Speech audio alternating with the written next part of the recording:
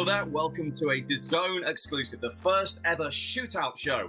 I'm Steve Bower, your host, of course, of the Premier League across DAZN Canada, where we'll be debating some of soccer's biggest stories. And with me to do just that on each and every episode, a man who is very familiar to Canadian soccer fans, the voice and the face he needs no introduction, Mr. Greg Brady. How you doing, Greg? Great pleasure to be here with you, Steve. Really excited for this project. We've had a football season unlike any other. We've had a summer unlike any other. We thought we'd be crowning a Euro champion. Instead, we're finding out domestic league champions and still the Champions League to play, which is going to be great. There's obviously some ties to finish and DAZN's coverage. And once all the teams get to Portugal to play things out, semifinals and finals. So a great summer ahead. I'm really looking forward to diving into some of the hot topics these next several weeks with you. Let's get started then, Greg, with the age-old question which will be debated all round the world. Is Ronaldo's resume better than Messi's? I think Cristiano Ronaldo had a great season this year. I do. And I do think maybe the gap has closed somewhat, but time's running out. And the name to me and the resume still, because of his domestic experience and because of what he's accomplished, still belongs to Messi. And I think he's had that edge for a while. But we're going to disagree on some stuff as we go on here. So I'll let you lay out your case in case you do disagree and want to take the side of Cristiano Ronaldo. I'll let you have the floor for that one. I think we'll disagree as the episodes go on a lot more, but it's very difficult to disagree hugely on this one, because what I will say is we should be very, very fortunate, people of this generation, to see two guys with so much talent, so much longevity, and so much success playing at the same time. I don't really like to be pushed on this question, but I know you're going to push me, and you are going to do in future episodes as well. So, if pushed, I go Cristiano Ronaldo. And I go because of this, Greg. I got to know him personally when he was 17. He left his homeland in Portugal from Sporting Lisbon to sign for a huge club in the world, Manchester United. He embraced that. He did it. He delivered. Premier League, Champions League, then went to Real Madrid, did exactly the same. Did he stay at the Bernabeu and just accept he was a big star and take the money? No. He went to Italy and took on another challenge in a top European league, delivered the Serie A title, and of course, as we sit here now, he could drag Juve from nowhere towards a Champions League final. It could even face Lionel Messi, you'll find out on DAZN Canada, of course, the home of the Champions League, and a domestic title beckons as well. So for that alone, he's done it in 3 top countries. It's Cristiano Ronaldo for me, Greg. I've enjoyed Cristiano Ronaldo as a player. I've enjoyed his ambition. And I am glad he finally got that international accomplishment in 2016, though the team really was able to do it without him. That seems like a really flukish Euros. They win without Ronaldo being involved. No, I was there. He single-handedly dragged Portugal to that title. And Messi had his opportunity, you're right, in 2014. Got to the final in Brazil, didn't show up. Argentina didn't show up, and they missed the opportunity. Ronaldo for Portugal has been the Messiah. How they've won a major tournament is only down to him. I still look at Messi, and I think he's a man apart, really. 7 golden boots. We know the playmaking ability that he's got with teammates. Whether it's been Luis Suarez, no matter who it is, they've loved playing with him. They haven't wanted to move from Barcelona, and neither is he. Well, I do think Ronaldo closed the gap somewhat, and you're right, still could have that amazing collision course in the semifinals. Obviously, Bayern Munich would have to bow out early, and they've looked phenomenal since the restart. I still look and I say it's Messi by a bit, but it's still that great conversation, and I like the point you brought up. This isn't an era where we've had just one incredible footballer. This isn't Maradona from basically 85 through 90, 91, where you just knew who the best footballer on the planet was. There's been adequate debate, and we're having one right now. We are, and we'll always have it about these two. We'll let you, wherever you're watching, continue that debate and remind you, once again, as Greg says, you can find out if Messi could face Ronaldo in the Champions League on DAZN Canada when it resumes in August.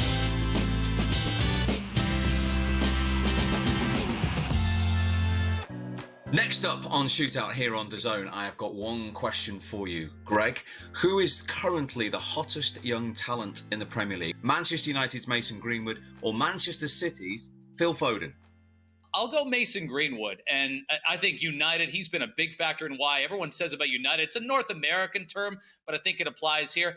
They don't rebuild, they just reload, and that's what we're seeing with Mason Greenwood being able to have the breakout season he's had. What would you say?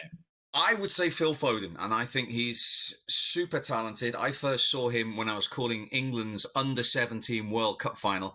I saw the semi-final as well and the quarter-final, and he was the best player on the pitch at the world stage by a country mile. My fear is he wouldn't play enough games for Manchester City. I still don't think he has. He's been learning from the masters. Kevin De Bruyne, David Silva, Riyad Mahrez. He looks so mature. He's a Manchester City fan. He's grown up with the club. And I was talking to Pep Guardiola last week, and I asked him about Phil Foden. He said he is one of the most talented youngsters he has ever coached. And you know what? When David Silva retires, Greg, next season, I think we're going to see Phil Foden really spread his wings and dominate games and be a big star of the Premier League. He's going to be a star. There's no question. Now, he's had a lot longer to show himself off to Pep, obviously making a much earlier debut. Greenwood, I look at, and the reason it's Greenwood for me, Steve, is I just look at the diversity of the goals he's scored so far. Really, of course, Man United fans don't want their club in the Europa League, but it's proven to be a good training ground this year. But there's potential also for, I think, Mason Greenwood to push Marcus Rashford aside. Dwight York said this after the FA Cup loss to Chelsea, in which Greenwood really, there's this criticism from fans that he didn't come on soon enough after Chelsea took an early lead, that they needed him earlier in that match. But even for Dwight York, and he's saying right now, Greenwood might push Rashford out, not 3 years from now, not 2 seasons from now, but soon, is that the talent is so significant with Mason Greenwood, not just because of the goals he scored, but how little time, Steve, he's been on the pitch. He's been clinical. He scored a goal every 77 minutes in the Europa League. He was excellent once he got his domestic opportunities as well. And if you're a Man United fan, you're excited for a lot of reasons. You're excited for Bruno. You're excited for Pogba. But the fact that this Greenwood is as young as he is and just doesn't seem ever to be stuck in the moment, or a moment's too big for him, it's a good sign for Man United fans. No, there's no doubt he's taken his opportunity. He reminds me so much of their manager, actually, Ole Gunnar Solskjaer, the way he finishes. But Phil Foden has had to be so patient in a group of players that we've probably never seen in the Premier League before. Phil Foden's been part of Premier League winning title squads, FA Cup, League Cup winning title squads. He's still in the Champions League, of course, this season as well. He has had to work harder for the opportunity than perhaps Mason Greenwood has at Manchester United because of Manchester United's form. I am so excited, having David Silva retire, to give Phil Foden the opportunity on a consistent basis next season to really showcase his talents. Well, there's 2 factors I'm thinking of, Steve, here. One is that David Silva's going to see this and think you're pushing him out too soon. He's got some football left in him, but I get he's made a lot of money. He's got, he's won a lot of trophies. He should he should be fine. But nonetheless, what we're going to have is a great Man United rivalry, probably for years to come, with these two at the forefront. Greenwood's earned every opportunity and every minute. And I know United fans, what are they going to do in goal? What are they going to do with defenders? They're not worried about who's going to score goals as long as Greenwood keeps growing like this. Absolutely. And don't forget, of course, Manchester United is still in the Europa League. City still in the Champions League. Both resume in August on DAZN Canada.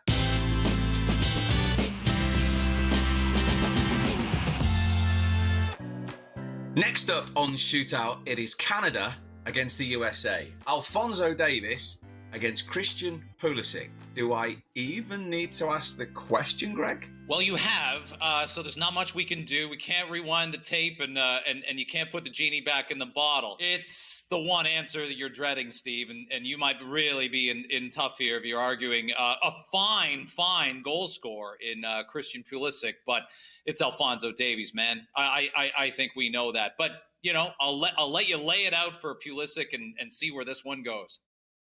Well, I like Alphonso Davies, but I would like to say Christian Pulisic for this reason. His improvement, not just when he played for Dortmund, where a lot of US fans in particular got very excited when he came to England. And what you've got to appreciate is the price tag. He was the last player that Chelsea signed before the transfer ban as well. The manager that signed him effectively, Maurizio Sarri, wasn't there then when he arrived. He also had his injury problems. And I actually spoke to Frank Lampard at the start of the season, 4 to 6 weeks in, and he was a little bit disappointed in Christian Pulisic. He felt his attitude needed to improve, his strength needed to improve, and his teamwork ethic as well. And you look at the way he's kicked on and recovered from those injuries since then. particularly since the restart. The goals he scored, I'm thinking that fabulous one against Crystal Palace, the one against Manchester City, big goals that look like getting Chelsea into a top four finish. He's been one of the keys. He and Willian, in the absence of Hazard, when it's mattered, he stepped up for Frank Lampard. Frank Lampard's delighted with the reaction. And I think just for sheer improvement and mental strength, Christian Pulisic. Here's what I'll give you, Steve, because I'm about to just, come all barrels blazing here. I would say that a year ago, it's not an argument, and it's in Pulisic's favor because Alphonso Davies, he couldn't raise the Whitecaps into a playoff spot. And as our viewers know, almost everybody in MLS makes the playoffs. It's not that difficult to make the playoffs. You almost have to try on purpose with a player like Alphonso Davies with that skill set to miss the playoffs. So I think, if anything, Steve, we might have thought in Canada here that Alphonso Davies might have been going to too big a club because, again, the performance was strong. Of course, he was our best international, but everybody wondered, going to Bayern Munich, is it going to be easy to break into the starting 11? Is he going to be disappointing at all? And he's been anything but. And the move from midfield to left back, a stroke of brilliance right now. A lot of people, not just in Canada, question that move as to whether are you getting the most out of the player playing him as a left back. And I think, Steve, you'd concur. We're now to the point where we're almost talking about him exclusively as the best left back on the planet. Not the best young left back on the planet, the best left back, period. Yeah, and I think that performance for Bayern against Chelsea in the first leg of the Champions League match really took the English fans by storm because it made them sit up and look at this guy. But I think you're going to drop a name and just beat me even more now, Greg.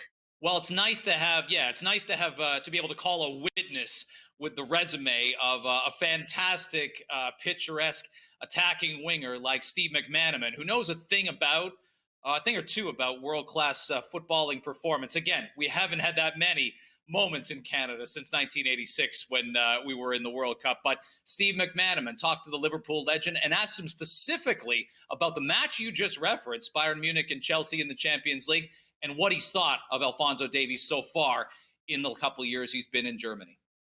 Well, he's been outstanding, hasn't he? I mean, there's nothing more to say. I follow the Bundesliga, of course.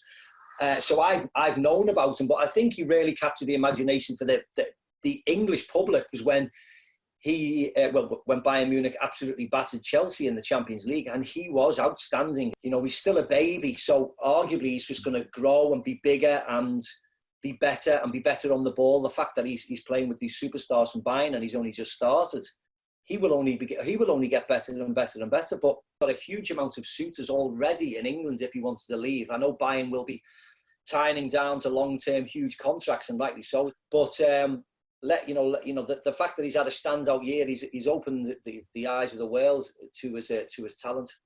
Well, Steve McManaman won 2 Champions Leagues, of course, with Real Madrid. He knows a thing or two about an attacking fullback. And don't forget, of course, August the 8th on DAZN Canada, Pulisic and Alphonso Davies will be head-to-head in that second leg game in the Champions League. Maybe Pulisic will rifle a couple in the top corner or even get a hat-trick like he did at Burnley in the Premier League earlier in the season and give a bit more weight to my argument because I think I've lost this one today, Greg. I do admire your patriotic defence. Well, yeah, you've done your best to ingratiate yourself, and Canadians love polite people, and they love someone who admits when they're wrong, Steve. So you're off to a phenomenal start from British Columbia all the way out to Prince Edward Island and all points in between. And yeah, I mean, for that August 8th match, pressure's on Chelsea to score early and to score often. So Alphonso Davies, I think, is going to be put to the test pretty early. Bayern Munich can afford to lay back and let Chelsea come to them, I think, in that match. It's going to be fascinating to see if they do just that.